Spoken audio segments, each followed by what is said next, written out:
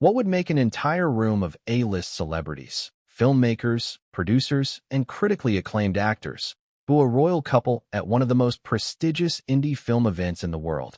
It wasn't supposed to happen like that. And yet, under the flickering glow of paparazzi flashbulbs and Gotham's marquee lights, the very moment Harry and Meghan Markle stepped into the venue, a sound echoed across the lobby, a low, unmistakable wave of boos.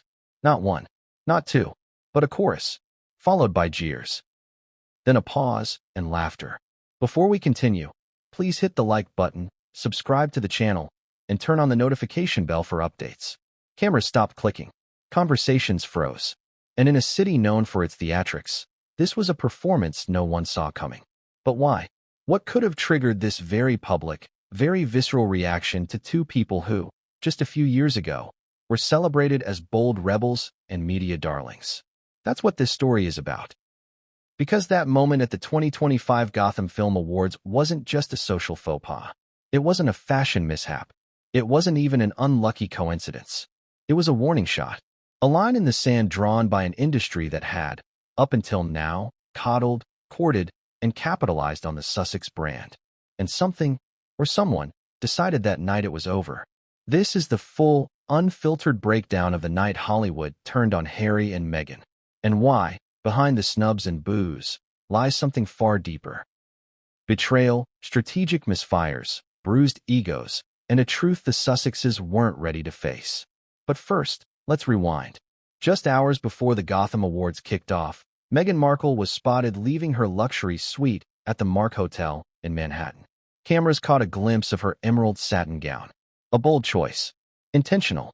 Paired with statement earrings and a sleek bun, she looked every bit the Duchess-turned-Hollywood producer. Behind her, Harry followed. More subdued. Charcoal gray tux. A slight frown. A subtle clue that all was not well behind the scenes. And yet, according to insiders, the couple arrived feeling confident. This was supposed to be a victory lap. Their upcoming documentary had just received a pre-nomination buzz. Meghan's production company, rebranded and restructured after months of internal shakeups, had secured a partnership with a streaming service known for prestige content. Rumors swirled that a deal with A24 was on the table. The red carpet at the Gotham Awards? The perfect place to begin their next chapter. But something shifted the moment their black SUV pulled up. Journalists posted that the crowd energy dropped. Eyewitnesses noted a strange silence. A ripple of awkwardness. One publicist even tweeted, "It's like everyone suddenly forgot how to clap." Now, was this coincidence? Was the moment just misread? Or had word already begun to circulate? See, about 30 minutes before Harry and Meghan's arrival, a leaked memo had started quietly circulating among the elite attending the ceremony. An anonymous tip dropped to several key Hollywood gossip accounts, claiming that Meghan had demanded to be seated at the front row, ahead of several indie directors and first-time nominees. She allegedly requested a camera-friendly seating chart and had suggested an impromptu stage mention. Unconfirmed, untouched by press outlets, but juicy enough to spread like wildfire through the industry's whisper networks. And in an event built around authenticity, independence, and merit, that rumor was dynamite. It clashed directly with the ethos of the Gotham Awards, where first-time filmmakers get honored, where glitz is downplayed and storytelling is celebrated, where showing up with a 10-person glam squad is not a flex, it's a red flag. By the time Harry and Meghan made their entrance, fashionably late, no less, the mood had turned. Imagine stepping into a room expecting polite applause, only to be greeted by folded arms, raised eyebrows, and a few scattered boos that quickly escalated. At first, Meghan didn't seem to register it. She smiled, raised her hand, did the familiar head tilt and photo-ready smirk. Harry, however, stiffened. Then came the unmistakable sound of a voice shouting, "Go home," and another, "No one wants your documentary," followed by an awkward hush. And then, uncomfortably, laughter, not from trolls, not from anonymous critics online, but from inside the industry, from producers, editors, former allies, the very people who once extended them open arms. What had changed? That's where things get interesting. Because this wasn't just about a bad entrance, or a leaked memo, or even a diva demand. It was about accumulated discontent. For months leading up to the event, murmurs had grown louder. The Sussexes had allegedly burned bridges. Quietly, but consistently. Canceled meetings. Last-minute press pullouts. Rumors of tense creative disagreements. Meghan's failed attempt to launch a lifestyle podcast on wellness, which tanked after 2 episodes. Harry's side projects being shelved due to branding confusion. And then, there were the whispered feuds. A spat with a certain award-winning female director over creative control. A falling out with an actor who'd once called Meghan the most authentic voice in Hollywood. Radio silence from past collaborators. The industry had started asking, are they still worth it? And perhaps, more importantly, are they even likable anymore? Because let's face it, in an ecosystem built on public perception, image is everything. And if you lose the room, you lose the town. Which brings us back to the Gotham Awards. As the booze settled, Meghan's expression shifted. Still smiling, but thinner now. Tighter. Her eyes scanning the crowd. Harry touched her back, lightly. A gesture that said more than words. Security stepped in, quickening their pace. And inside, where the seated audience had just begun whispering about what happened in the lobby, a new scene was about to unfold. A snub from a respected A-list actress. A visibly uncomfortable presenter skipping over Meghan's name during introductions. And backstage, a secret letter was passed from hand to hand. One that would become the smoking gun of the night. We'll get to all that. But before we do, ask yourself this. How does a couple go from being the story, the brave, exiled royals escaping a palace machine, to disrupting the story with a presence that evokes groans instead of gratitude? What changed between 2020 and 2025? And is this moment, this very public, very humiliating Gotham appearance, a one-off event? Or is it the start of something darker? Because if you believe the whispers coming out of that night, the backlash isn't ending anytime soon. And what happened backstage is even worse. How do you recover from a humiliation that begins before you even enter the building? It's a question Meghan Markle may have asked herself as the double glass doors of the Gotham Film Awards opened with the kind of robotic hiss that usually signals a triumphant red carpet entrance. But instead of applause, instead of the usual chorus of, "Meghan, over here," from photographers, what greeted her was something colder, sharper, unmistakable. Silence. Then a sound. A short, ugly burst, boo. And before the smile could even fully form on her lips, a second. Go home. Harry turned his head. Meghan faltered, just for a second. A beat missed. But she quickly recovered, raising her hand in a small, practiced wave. She kept walking. But something had already broken in the air. This was supposed to be a reintroduction. A look who's back moment for the couple who had once stolen headlines by stealing away from the British royal family. They were here, in Manhattan, at one of the most respected events in independent film, to remind the world that they were still relevant, still powerful, still worthy of being the main story. Instead, the room barely looked up. The Gotham Awards red carpet wasn't the kind that stretched for miles. It wasn't the Oscars or the Met Gala. It was narrower, less grandiose, more intimate. That made the moment even more brutal. There was nowhere to hide. No sea of fans to drown out the heckles. No barricade of handlers to soften the sound of rejection. Just a narrow corridor of photographers, some of whom lowered their cameras. Did you catch that? Some of them lowered their cameras. That's more damning than 1,000 tabloid covers. For years, Meghan had been the story. From her royal wedding to her Oprah interview. From Suits to Spotify. Every movement documented, dissected, devoured. But on this night, her movement was unwelcome. The Gotham Film Awards, held inside Cipriani Wall Street, was no stranger to spectacle. But this was a different kind. And it started long before Harry and Meghan ever set foot on the carpet. Here's what you didn't see. 30 minutes prior to their arrival, staff at the event were warned to expect complications.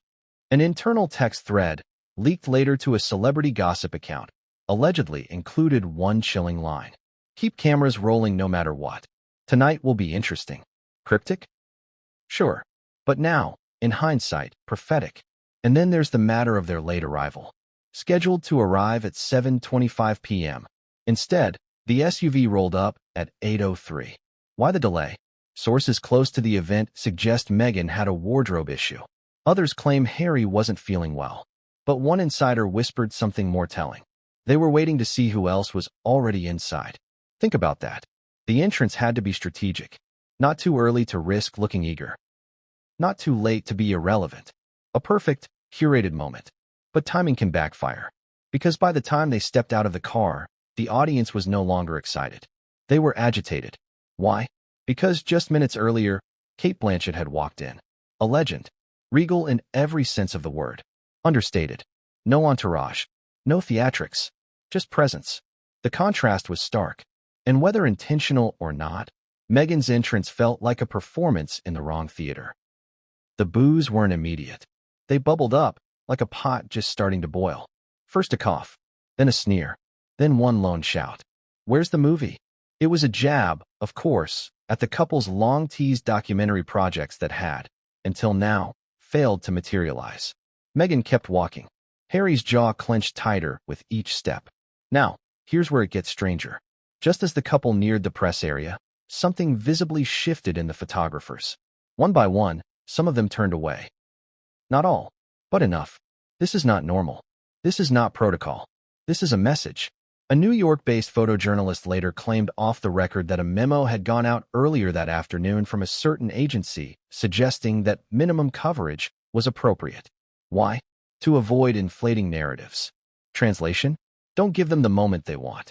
But even if the flashes were few, the discomfort was broadcast in high definition. Body language doesn't lie. Harry kept his hand behind Meghan's back, just slightly, like a protective barrier. Meghan smiled, then blinked a little too long. That blink. That was the reset. The internal, keep it together. Don't react. Every trained public figure knows the blink. It's the barrier between the inner collapse and the outer performance. Inside the building, the energy was even colder. Eyewitnesses say the room went still when the couple entered. Not out of awe, out of calculation. Who was going to approach them first? Who was going to smile? Who was going to make eye contact? It was like watching dominoes refuse to fall. They were escorted to a table near the front, but not at the front. Rumors suggest that Meghan's team had pushed for a more prominent placement. Rumors also suggest that their request was denied. Who denied it? The event organizers? The board? The sponsors? Hard to say, but something else stood out. When Harry pulled out Meghan's chair, an audible groan came from the table to their right. Subtle, barely perceptible, but just loud enough to be noticed. And who was seated at that table? A cast of indie darlings, directors, screenwriters, and one breakout actress who had previously followed Meghan on Instagram and quietly unfollowed her 3 months earlier. Coincidence? Maybe. But in Hollywood, nothing ever really is. Throughout the evening, they were mostly left alone. No celebrity selfies. No lingering conversations. Even the event MC skipped their names during the opening banter. One insider said, it was like they were radioactive. People were afraid that being seen with them would mean something. That's a brutal shift from just 3 years ago, when Hollywood practically tripped over itself to welcome them. Back then, Meghan was Vogue's obsession. Archetypes was hyped before it flopped. Harry was being hailed as a disruptor of monarchy. Their docuseries made Netflix history. Whether people loved or hated it, they watched. But now the applause had stopped. The industry had cooled. And the arrival, meant to be triumphant, had become a silent reckoning. But what no one expected, what no one predicted, was what came next. Because backstage, away from the cameras, a message was being passed. Hand to hand, word to word. And what it contained would change everything. They weren't drunk hecklers. They weren't TikTok trolls. They weren't even part of the general public. The voices that rang out across the Gotham Film Awards lobby, the ones that stunned Harry and Meghan into silence, came from within. From the very heart of the industry they'd tried so hard to join. These weren't basement bloggers or anonymous social media critics. They were producers, publicists, stylists, indie filmmakers, insiders. That's what made the moment so jarring, so surgical, so humiliating. Because let's be honest, celebrities get heckled all the time. Red carpets attract chaos. Protesters, cranks, drunk fans. It's par for the course. But this wasn't a mob. This was a message. And here's the chilling part. It had been planned. According to multiple sources who attended the event, the whispers began around 7 p.m., almost exactly 1 hour before the Sussexes were scheduled to arrive. Clusters of attendees, particularly those connected to the indie documentary world, were seen exchanging glances. Phones were buzzing. A few pointed toward the doors with smirks that weren't friendly. At least one guest was reportedly heard saying, "They're really coming? Here? After what happened?" That statement spread like wildfire. Because what happened wasn't just one thing. It was everything. A slow-burn disillusionment with Harry and Meghan that had been simmering for years. Frustrations, perceived betrayals, and behind-the-scenes gossip that had, finally, boiled over into public retaliation. Let's unpack that. Start with the documentary community. The Gotham Film Awards pride themselves on championing storytelling, especially nonfiction, especially vulnerable, grassroots storytelling, the kind made with grit, not glitz, the kind funded by passion, not palaces. So when Harry and Meghan entered the space as Netflix producers, flanked by million-dollar deals, high-end stylists, and what one insider called palace-level ego, they weren't embraced. They were resented. One acclaimed documentarian, who asked to remain anonymous, didn't mince words. They bought their way in. We built our way up. You feel that sting? Because that wasn't about royalty. That was about class.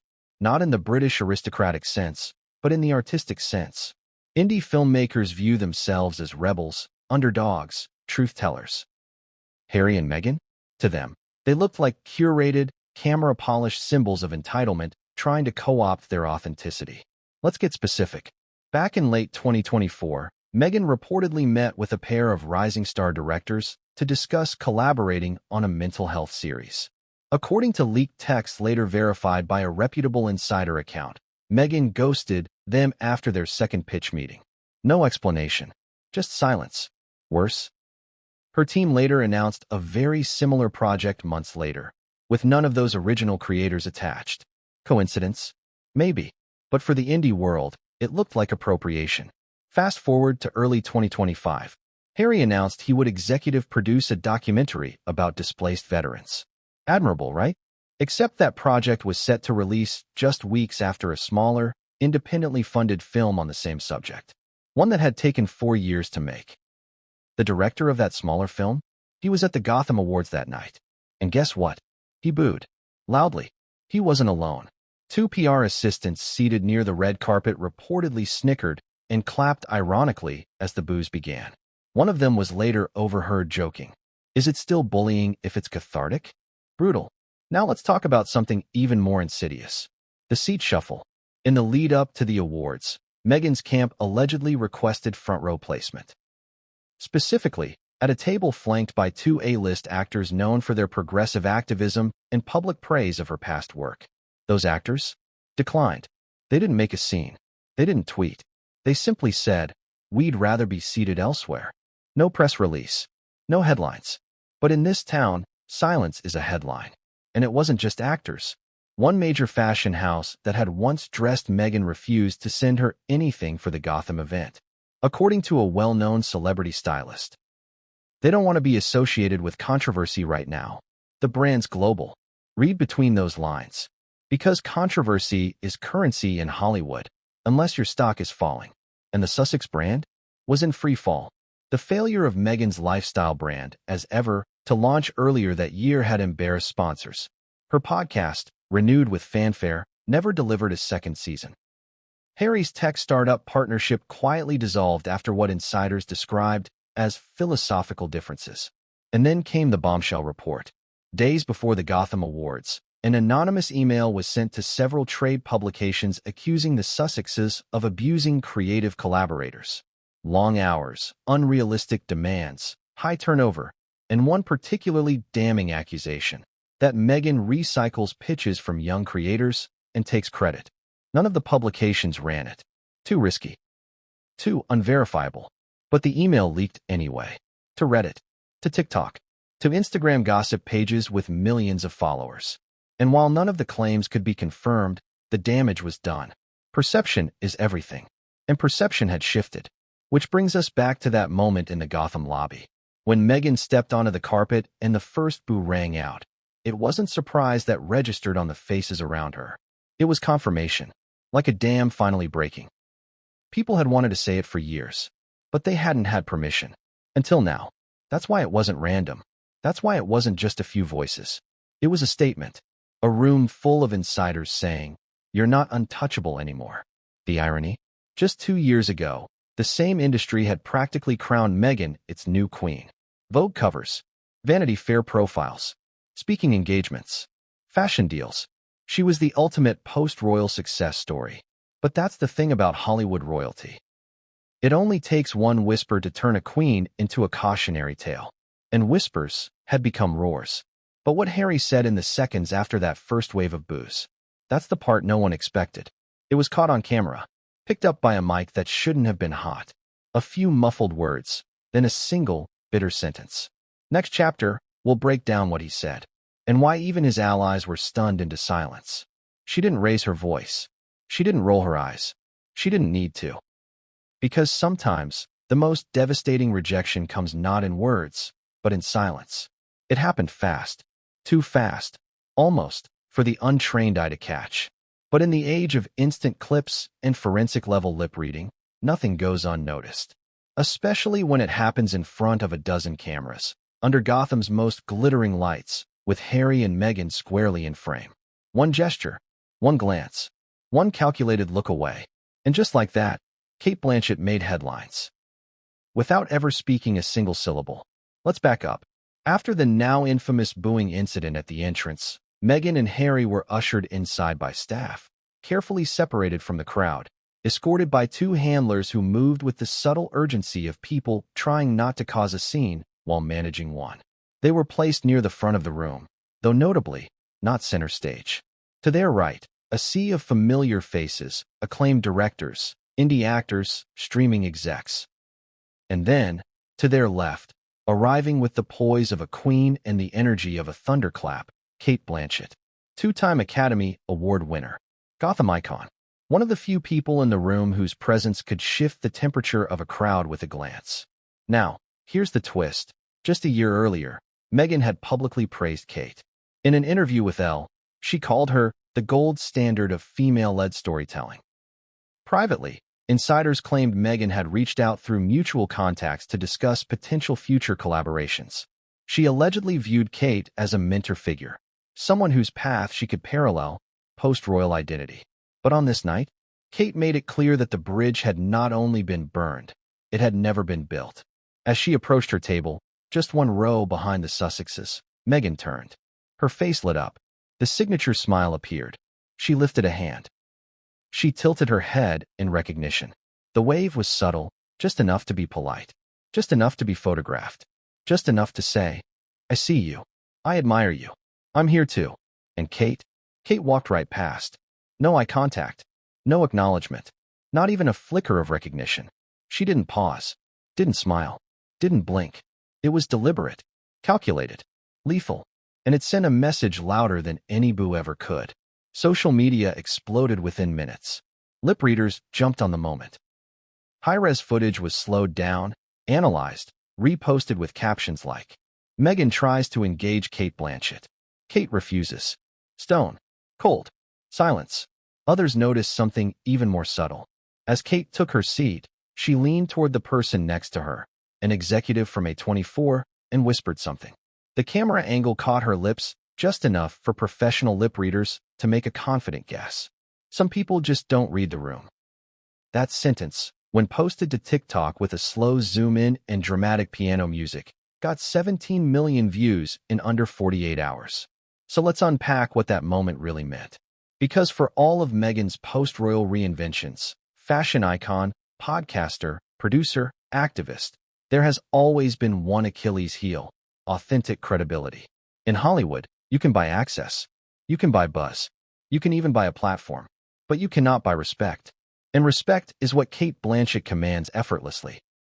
For Meghan to attempt that moment of solidarity, only to be met with strategic rejection, it was as symbolic as it was brutal.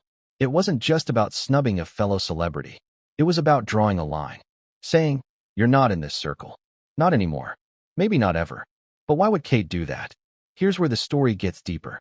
A source close to Cate's team revealed, under condition of anonymity, that Cate had specifically requested not to be seated near the Sussexes. Not for drama. Not for headlines. But, reportedly, because of professional discomfort. Now, that phrase sounds diplomatic, but in Hollywood speak, that's code for, I don't want to be associated with their brand. And here's the thing. Cate Blanchett is famously private, controlled. She doesn't engage in public feuds. She doesn't throw shade. So for her to make any move, especially one this visible, suggests something significant. Maybe it was the growing consensus among serious creatives that the Sussexes were more sizzle than substance. Maybe it was the unease around their alleged treatment of collaborators. Or maybe it was something even simpler. Hollywood was over them. And Cate? She became the avatar of that realization. Audiences felt it. Even Harry seemed to feel it. A clip surfaced later that night of Harry glancing back toward Kate's table, his expression unreadable. He looked stunned. Hurt, maybe. Not angry. Not annoyed. Just defeated. The kind of look you wear when someone you once admired tells you, without speaking, that they're done with you. But Meghan? She never let her smile drop. That's the part no one talks about enough. Even in that moment, after the booze, the stone-cold snub, and the backstage whispers beginning to gain volume, she held it together. Polished. Performed. Poised. That's her superpower. And her curse. Because while the smile stayed perfect, the damage was already done. The Cate Blanchett clip would be replayed across every platform for weeks. It would become the subject of memes, commentary, even satirical skits. And it would prompt one of the most biting online comments of the night. Hollywood royalty meets real royalty. One came with talent. The other came with PR. Harsh. Yes, but also revealing. Because behind every laugh, behind every viral clip, behind every whispered jab, there was a deeper question swirling in the air. When did admiration turn into exasperation? When did the Sussexes stop being aspirational and start being a warning sign? The answers are layered, messy, complicated, but they all intersect at moments like this. Moments where a single glance from someone like Cate Blanchett tells the world everything it needs to know.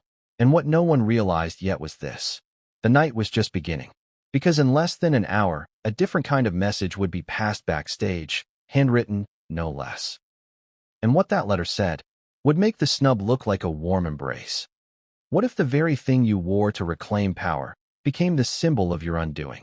She chose emerald satin. Not red, not black, not gold.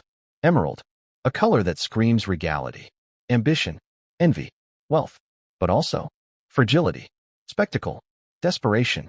Meghan Markle didn't just show up at the Gotham Film Awards hoping to fade into the room. No, she came to command it. She came to make a statement. But instead of applause, her entrance ignited a digital firestorm. A single outfit became the eye of the storm, scrutinized, analyzed, mocked, and ultimately misunderstood. Or was it? Let's unpack the dress that broke the internet for all the wrong reasons. It was designed by a Parisian label known for luxury minimalism, one of Meghan's favorites, according to her past interviews. Floor length, form-fitting, a plunging neckline balanced by long sleeves, a dramatic slit. The green jewel tone was bold, sharp, and cinematic under the Gotham lights. At first glance, it was elegant. But then, the whispers started. They always do. Because nothing Meghan wears is just a dress. Not anymore. Not in the age of symbolism and curated rebellion. Not in an era where every fashion choice is seen as a press release in silk. And this one sent conflicting messages. To her fans, the dress was powerful, regal, a comeback gown. But to others, it reeked of overcompensation. It was the kind of dress you wear when you know people are about to boo you, said one fashion columnist. And you're trying to armor yourself in couture. Let that line sink in. Armored in couture. Because that's exactly how it felt. But here's where the story gets juicy. Originally, Meghan was supposed to wear something else. Something very different. According to a well-placed source inside her styling team, Meghan had chosen a sleek, understated black halter gown. Classic. Audrey Hepburn-inspired. Clean lines. No embellishment. A safe choice. But just hours before she left the Markle hotel, she changed her mind. Completely. And not just the dress, the entire look. Hair, originally pinned in soft waves, changed to a tight, commanding bun. Jewelry, a simple bracelet, swapped last minute for large emerald drop earrings and a subtle diamond ring on her right hand, one that caught every camera flash. The message was clear. She wanted to be seen. But why the sudden pivot? One insider claims it was because of a leak. Yes, a leak. According to this source, Meghan was informed that a gossip site had obtained a preview of her original outfit from someone inside her glam team. The post reportedly described the black dress as forgettable, safe, and funeral chic. That stung. Allegedly, Meghan was furious, not just about the leak, but about the perception that she would fade into the event. She wanted impact. She wanted a moment. So she overcorrected. She went bold, cinematic, memorable, and she got it, but not the way she hoped. Because once she appeared on the red carpet, the social media commentary began, swift, savage, and unforgiving. Emerald City called. They want their Wicked Witch back. Is she launching a perfume line or crashing an awards show? When you dress like a Bond villain, expect the room to turn cold. Within 20 minutes, #EmeraldExit was trending. Fashion blogs rushed to cover the look. Many with headlines that walked the line between awe and criticism. Regal or reaching. Meghan's Gotham gown divides internet. Even celebrity stylists weighed in. One high-profile designer commented anonymously to WWD. Meghan's dress was beautiful, but the intention behind it felt too loud. Like she was trying to drown out something or someone. And maybe she was. Because let's not forget the context. This was the couple's first major public appearance since the collapse of Meghan's lifestyle brand as ever, which fizzled after a botched product rollout and lukewarm influencer response. It was also their first joint event since a senior Netflix executive reportedly raised concerns about the market fatigue surrounding Sussex-related content. Meghan had something to prove, that she was still here, still powerful, still watchworthy. So she weaponized the only thing she had total control over. Her appearance. But control can be a slippery thing. Because what happened next exposed a truth even Meghan may not have anticipated. That night, someone leaked a photo of the original black dress, posted to a private fashion Discord group, then shared by a notorious anonymous Instagram account known for celebrity wardrobe drama. The picture was blurry, but unmistakable. Meghan, standing in her suite, in the black gown, hair loose, smiling, no earrings, no theatrics, just her. The caption? What could have been? Fans went wild. Some even created side-by-side comparisons. Debates broke out. Which look was better? Which one felt more authentic? And slowly, the backlash around the green dress shifted. What began as mockery evolved into something deeper, pity. People began asking, why did she feel the need to go so hard? Why did she abandon elegance for spectacle? What was she trying to distract us from? Some speculated the outfit shift was tied to the whispers surrounding the couple's finances. Others claimed it was a calculated defiance, a final power move in a room that had already made up its mind about her. And then came the most chilling theory of all, that Meghan wore that dress because she knew she was going to be booed. Let that land for a moment. What if the whole thing was preemptive? What if she had already been warned by insiders, by allies, maybe even by Gotham organizers? That she wasn't welcome? What if the dress wasn't just a fashion choice, but a form of armor? If that's true, it changes everything. It reframes the smile, the wave, the confident stride down the carpet. It turns Meghan from a woman blindsided by rejection into a woman walking into war, dressed for the kill. But here's the twist. No matter how stunning the gown, no matter how curated the moment, you can't control the crowd. You can't dress your way out of a narrative that's already been written. You can't silence boos with satin. And as the night wore on, it became clear that the dress had not charmed the room. It had isolated her even further. Because while everyone was whispering about the gown, no one was inviting her into conversations. While fashion critics dissected the cut and hue, no filmmakers asked to collaborate. While photographers snapped, directors turned away. And in a business where fashion is your first language, silence is the loudest answer. But the cruelest twist wasn't the reaction in the room. It was what happened backstage. Because just after Meghan sat down, still glowing, still composed, a folded piece of paper began circulating through the hands of 3 event staff members. It wasn't a program. It wasn't a seating chart.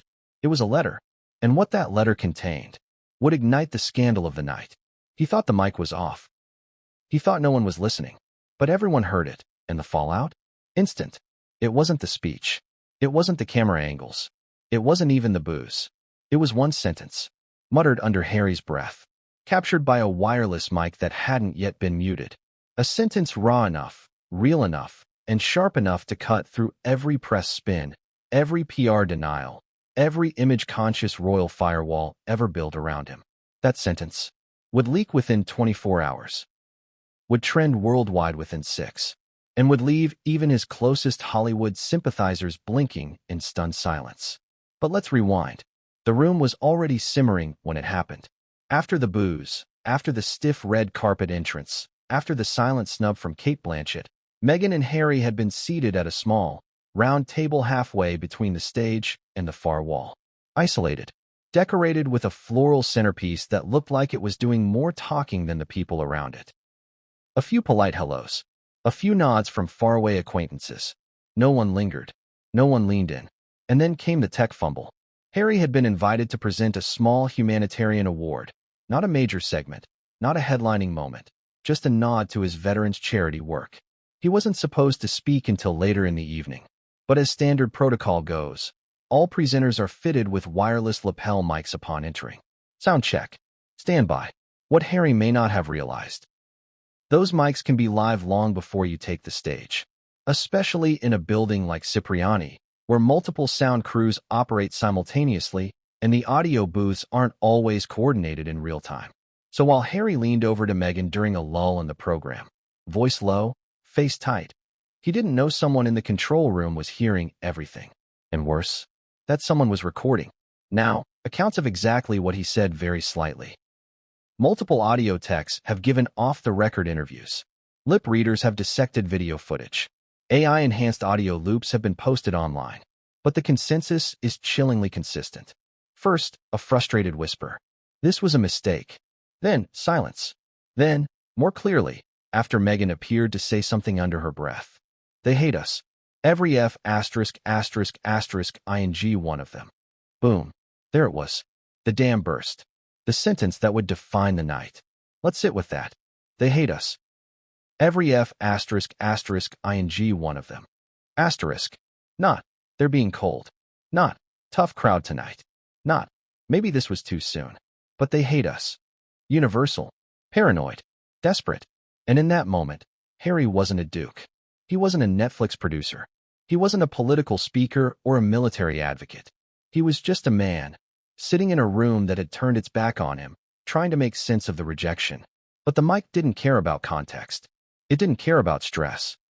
It didn't care about humiliation or loyalty or the 1,000 unseen tensions that had led to that outburst. The mic captured it, and the feed captured the room's reaction. Because what happened next was almost theatrical. At least 3 nearby tables appeared to hear him, or at least sense the tension. One director reportedly raised an eyebrow. A prominent indie actor stood up to refill their glass, eyes darting toward the Sussex table. And Meghan? She didn't flinch. She simply looked forward, chin lifted, hands folded, smile frozen. The kind of smile that doesn't reach the eyes. The kind of smile that says, we'll deal with this later. And in that frozen moment, the mic was finally muted. But it was too late. Because back in the control booth, a 27-year-old audio technician named Marcus had just hit record. He wasn't trying to sabotage anyone. In fact, he later told a friend, I thought it would just be an interesting behind-the-scenes moment. Nothing crazy. Maybe something for the archive. But the moment was crazy. Because by midnight that night, the clip had leaked. Not to the press. Not yet. But to a private group chat of media freelancers and red carpet producers. Within hours, one of them uploaded it anonymously to a burner account on X, formerly Twitter. And from there, the internet took over. Hashtag HotMicHarry exploded by dawn. Reaction videos, transcriptions, commentary. The line became a meme, a TikTok trend, a late-night monologue. Some twisted it into jokes. Others felt deep secondhand embarrassment. But some, particularly those still sympathetic to the Sussexes, felt something deeper. Pity. Because in that one unscripted moment, Harry sounded not like a prince, not like a celebrity, but like a man completely out of his depth. Someone who'd spent the last 5 years redefining his identity, only to walk into a room that made him feel like he'd never belonged anywhere. Not in the palace. Not in the press. And now, not in Hollywood either. The backlash was swift, but not from the public. From inside the industry. A Netflix producer allegedly messaged a colleague that morning. "This is not the brand we signed up for." A Vanity Fair contributor tweeted. The saddest part is that he wasn't wrong. The room did hate them. And the kicker? By mid-morning, Spotify, the platform that had already severed ties with the Sussexes the year prior, released a cryptic statement praising authentic creators and unfiltered truth. Was it a dig? Maybe. But it worked. Because by now, the narrative was set. This wasn't just a bad night. It was a meltdown. And the Harry hot mic moment wasn't an accident. It was inevitable. Because for years, they'd controlled the message. Every docuseries, every podcast, every speech, every interview, filtered, finessed, focus grouped. But you can't PR your way out of Raw. You can't control a moment that's already escaped your mouth. And you certainly can't spin a sentence that confirms what critics had been saying all along. That behind the glamour, behind the activism, behind the curated vulnerability, was a man who didn't feel safe, or liked, or wanted. Not anywhere. But here's where it gets darker. Because while the internet feasted on the hot mic moment, a different recording was about to emerge. One that wasn't leaked. One that was deliberately handed over. A letter, passed backstage.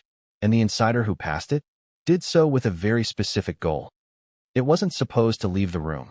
It was handwritten, folded twice, tucked into a black envelope with no return name, no label, just a single phrase scribbled across the back in silver ink. Read before the second act. And it nearly brought the Gotham Film Awards to a standstill. While the public was still reeling from Harry's hot mic confession, his raw, unfiltered admission that they hate us. Every F*** ing one of them, asterisk, something else was already unraveling behind the scenes. Something deeper, more coordinated, more damning. Because while the audio leak was explosive, it was also reactive, emotion-driven, a burst of frustration. But this letter? This was deliberate, planned, and, if the whispers are true, premeditated. Let's break it down. At approximately 9:17 p.m., about 40 minutes after Harry and Meghan entered the Gotham venue, a junior assistant named Callie was seen delivering a sealed envelope to a high-ranking producer seated near the VIP wing of the room. She claimed it was from a friend backstage. No context, no sender's name. But the moment he opened it, his expression changed. Eyewitnesses say he stopped chewing mid-bite, put his fork down, leaned forward, read it once, twice, then passed it to the woman seated beside him, herself an executive at an Oscar-nominated film studio. Then she passed it on. Within 15 minutes, the contents of the letter had made their way to 3 tables, 2 event staffers, and at least 1 journalist. And the letter's contents? Eventually leaked in full. The following is the verbatim content of the note, verified by multiple sources and published in part by 2 anonymous Hollywood tip accounts. To whom it may concern, they are here tonight, hoping for applause. They believe their presence elevates this room. But the truth is, they've turned it into a punchline. Ask the crew member they yelled at last week. Ask the unpaid interns who revised their deck 10 times. Ask the team at A24 who left the project because they couldn't stand the demands. They speak of grace and compassion, but they treat people like props, pawns, servants in their new kingdom of curated authenticity. I'm tired. We're all tired. This industry has bent over backwards for them. No more. Let this be a quiet protest. No press releases. No statements. Just silence. Don't clap. Don't look. Don't engage. Let them feel the emptiness they created. It was signed only with a single letter. R. Cryptic? Yes. But to those in the know, it didn't stay mysterious for long. Because within hours of the leak, speculation around the identity of R began to swirl. And only one name fit the profile. Reese Holland, a seasoned producer known for championing indie projects. Quiet, respected, connected. Reese had worked briefly with Meghan's team in 2024 on a documentary pitch that never made it to production. Why? Well, according to multiple insiders, because Reese walked away. The reason? A series of alleged creative abuses Meghan's team imposed, shifting deadlines, disrespected boundaries, and, most of all, credit disputes. Reese reportedly pitched a narrative framework for a multi-part docuseries centered on Black maternal health, an idea Meghan's team initially loved, then allegedly reworked and presented as their own concept months later without Reese's name attached. It's the kind of betrayal Hollywood knows all too well. But Reese wasn't just upset about the pitch. She was upset about the pattern. And this letter was her act of rebellion. A whisper in a room that had been screaming silently for years. A nudge, a warning, a reckoning. Now, here's where it gets diabolically clever. The letter never explicitly asked for Harry and Meghan to be booed. It didn't call for confrontation. It asked for silence. It weaponized apathy. It flipped the Sussexes' greatest strength, their ability to dominate every room they entered, into their greatest weakness, being ignored. And it worked, because after the letter made its rounds, the temperature in the room dropped another 10 degrees. People stopped turning their heads, stopped glancing over, stopped pretending. At one point, an actress who had been scheduled to pose with Meghan during the after-dinner photo segment quietly excused herself to the bathroom and didn't return until the pictures were over. Another director, when asked if he wanted to swing by their table, simply shook his head and said, "We're not doing that tonight." And that silence, that intentional stillness, was louder than any heckle. Now, was the letter a petty move? Some say yes. Others call it brave. Because Hollywood thrives on illusion. Grudges simmer behind polite grins. You don't say what you feel. You don't write it down. But this letter was someone standing up and saying, enough. And maybe, just maybe, it gave others permission to do the same. One film editor tweeted the next morning, "Whoever wrote the letter, thank you. We've all had stories. We were just scared to go first." And that's what made this chapter so different from the rest. The booing was raw. The snubs were cold. But the letter? The letter felt intentional, organized, personal. And just when the Sussexes thought it couldn't possibly get worse, it did. Because as the letter continued to circulate, an anonymous submission landed in a journalist's inbox. Not an opinion, not a tip, but a photo of the letter, folded, on a table, with Harry's hand reaching toward it. Someone had captured the moment before he read it. But whether he actually saw what it said remains a mystery, because the next time Harry and Meghan were spotted, they were leaving early, faces tight, no waves, no goodbyes, no exit press, just two people, stepping back into the New York night, with the crushing weight of public rejection pressing into their perfectly tailored shoulders. But while they thought they were leaving the scandal behind, they didn't know it was only just beginning. Because backstage, Meghan was about to do something no one expected. She wasn't going to cry. She wasn't going to run. She was going to fight. She didn't cry. She didn't beg. She didn't run. She demanded. It wasn't the face she wore on the carpet. It wasn't the poised, camera-ready Duchess with the effortless grace and gleaming earrings. What emerged backstage at the Gotham Film Awards that night was a different Meghan Markle entirely. One few people had seen in public. One that people had whispered about behind closed doors, in NDA-bound meetings, in group chats between publicists and producers. But this time, the cameras weren't there to protect her. This time, the industry was watching. And no amount of curated grace could undo the next 10 minutes. Let's set the stage. Meghan and Harry had just excused themselves from the main ballroom. No fanfare, no applause, just a quiet, strategic exit under the guise of refreshments or taking a call. But insiders say their body language told the real story. Tension, frustration, wounded pride. They were led down a narrow hallway behind the stage, past catering stations, wires, and dressing rooms. Meghan's heels clicked sharply against the marble. Harry followed, head low, hands in his pockets, saying little. That's when it started. A Gotham staffer greeted them, standard procedure. Polite, professional. He offered a brief update about timing. But according to multiple sources, Meghan cut him off. Voice low, controlled, but trembling at the edges. "I want to know who started it." The staffer blinked. "I'm sorry. The booing. The leak. The letter," she said. "Don't act like you don't know. I want names. Tonight." This wasn't a question. It was an ultimatum. And for the first time that night, people backstage stopped pretending not to listen. The room went still. Assistants froze. Someone dropped a clipboard. And in the uncomfortable silence, Meghan kept going. According to a producer who overheard the conversation from 10 feet away, she said, "We have protected this industry. We have been good to this industry. And this is the thanks we get." She turned to Harry. He didn't speak.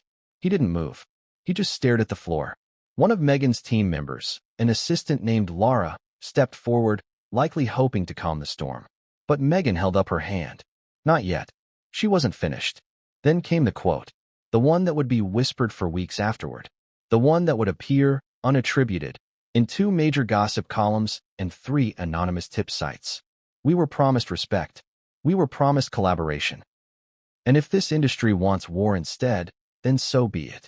Let that sink in. Then so be it. The air in the room changed.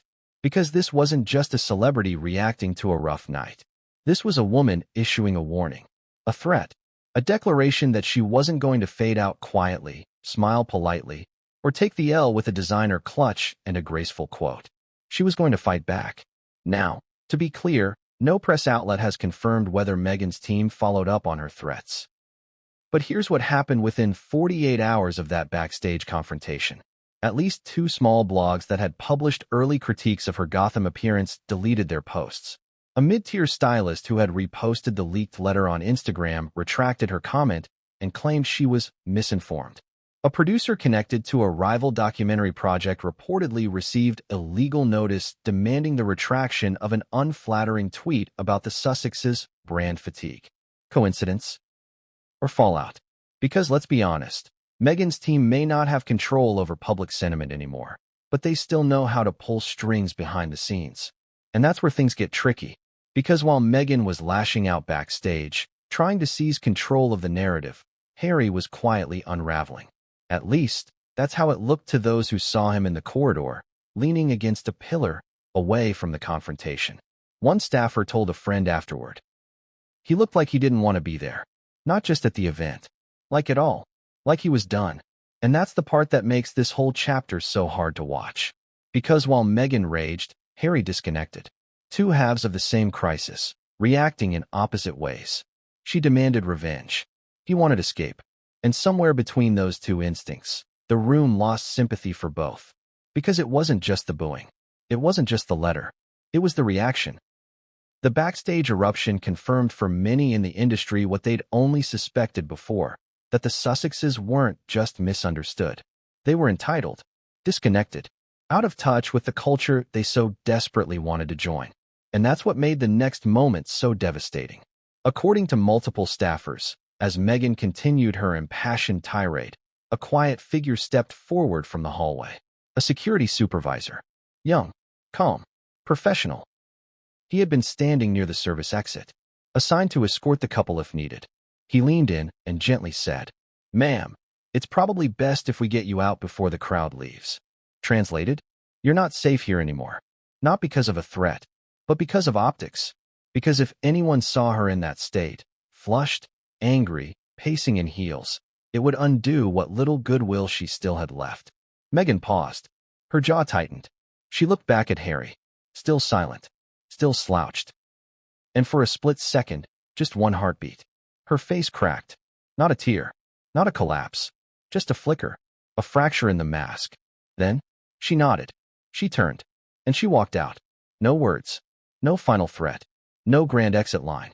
Just the click of designer heels disappearing into the darkness of the backstage corridor. But just as the double doors closed behind her, Harry finally spoke. 5 words. Low, ragged, almost whispered. But caught by a stagehand nearby who would later recount it to 3 different entertainment reporters. We shouldn't have come here. That sentence would echo through social media in the days that followed. And not just as regret, but as proof. Proof that whatever happened next, the public fallout, the press war, the image rehab, the brand pivots, had already begun unraveling at the source.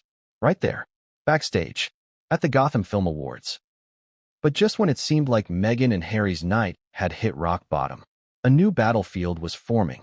Because their snub wasn't just personal, it was cultural. And the next chapter was about to pit Hollywood royalty against British royalty in a way no one expected. They weren't drunk hecklers. They weren't TikTok trolls. They weren't even part of the general public. The voices that rang out across the Gotham Film Awards lobby, the ones that stunned Harry and Meghan into silence, came from within. From the very heart of the industry they'd tried so hard to join. These weren't basement bloggers or anonymous social media critics. They were producers, publicists, stylists, indie filmmakers, insiders. That's what made the moment so jarring, so surgical, so humiliating. Because let's be honest, celebrities get heckled all the time. Red carpets attract chaos. Protesters, cranks, drunk fans. It's par for the course. But this wasn't a mob. This was a message. And here's the chilling part. It had been planned. According to multiple sources who attended the event, the whispers began around 7 p.m., almost exactly 1 hour before the Sussexes were scheduled to arrive. Clusters of attendees, particularly those connected to the indie documentary world, were seen exchanging glances. Phones were buzzing. A few pointed toward the doors with smirks that weren't friendly. At least one guest was reportedly heard saying, "They're really coming? Here? After what happened?" That statement spread like wildfire. Because what happened wasn't just one thing. It was everything. A slow-burn disillusionment with Harry and Meghan that had been simmering for years. Frustrations, perceived betrayals, and behind-the-scenes gossip that had, finally, boiled over into public retaliation. Let's unpack that. Start with the documentary community. The Gotham Film Awards pride themselves on championing storytelling, especially nonfiction, especially vulnerable, grassroots storytelling, the kind made with grit, not glitz, the kind funded by passion, not palaces. So when Harry and Meghan entered the space as Netflix producers, flanked by million-dollar deals, high-end stylists, and what one insider called palace-level ego, they weren't embraced. They were resented. One acclaimed documentarian, who asked to remain anonymous, didn't mince words. They bought their way in. We built our way up. You feel that sting? Because that wasn't about royalty. That was about class. Not in the British aristocratic sense, but in the artistic sense. Indie filmmakers view themselves as rebels, underdogs, truth-tellers. Harry and Meghan? To them, they looked like curated, camera-polished symbols of entitlement trying to co-opt their authenticity. Let's get specific. Back in late 2024, Meghan reportedly met with a pair of rising star directors to discuss collaborating on a mental health series. According to leaked text later verified by a reputable insider account, Meghan ghosted them after their second pitch meeting. No explanation, just silence. Worse, her team later announced a very similar project months later, with none of those original creators attached. Coincidence? Maybe. But for the indie world, it looked like appropriation. Fast forward to early 2025. Harry announced he would executive produce a documentary about displaced veterans. Admirable, right? Except that project was set to release just weeks after a smaller, independently funded film on the same subject. One that had taken 4 years to make. The director of that smaller film? He was at the Gotham Awards that night. And guess what? He booed. Loudly. He wasn't alone. 2 PR assistants seated near the red carpet reportedly snickered and clapped ironically as the boos began. One of them was later overheard joking, "Is it still bullying if it's cathartic?" Brutal. Now let's talk about something even more insidious. The seat shuffle. In the lead-up to the awards, Meghan's camp allegedly requested front-row placement. Specifically, at a table flanked by 2 A-list actors known for their progressive activism and public praise of her past work. Those actors declined. They didn't make a scene. They didn't tweet. They simply said, "We'd rather be seated elsewhere." No press release. No headlines. But in this town, silence is a headline. And it wasn't just actors. One major fashion house that had once dressed Meghan refused to send her anything for the Gotham event, according to a well-known celebrity stylist. They don't want to be associated with controversy right now. The brand's global. Read between those lines. Because controversy is currency in Hollywood, unless your stock is falling. And the Sussex brand was in free fall. The failure of Meghan's lifestyle brand, as ever, to launch earlier that year had embarrassed sponsors. Her podcast, renewed with fanfare, never delivered a second season. Harry's tech startup partnership quietly dissolved after what insiders described as philosophical differences. And then came the bombshell report. Days before the Gotham Awards, an anonymous email was sent to several trade publications accusing the Sussexes of abusing creative collaborators.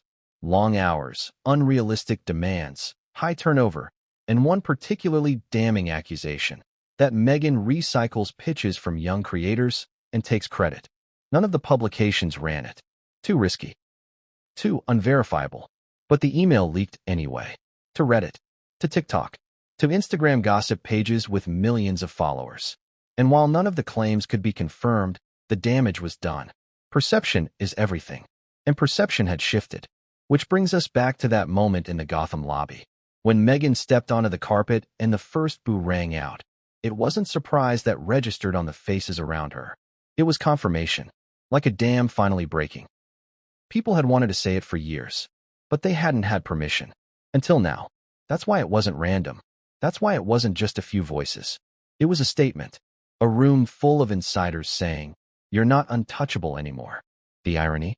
Just 2 years ago, the same industry had practically crowned Meghan its new queen. Vogue covers, Vanity Fair profiles, speaking engagements, fashion deals. She was the ultimate post-royal success story. But that's the thing about Hollywood royalty.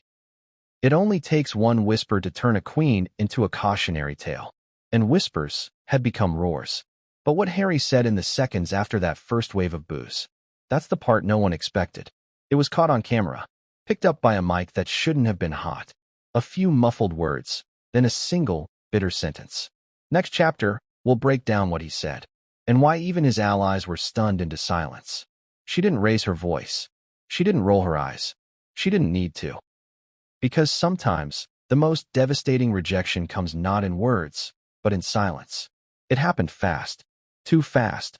Almost, for the untrained eye to catch. But in the age of instant clips and forensic-level lip-reading, nothing goes unnoticed. Especially when it happens in front of a dozen cameras, under Gotham's most glittering lights, with Harry and Meghan squarely in frame. One gesture, one glance, one calculated look away. And just like that, Cate Blanchett made headlines. Without ever speaking a single syllable. Let's back up. After the now infamous booing incident at the entrance, Meghan and Harry were ushered inside by staff, carefully separated from the crowd.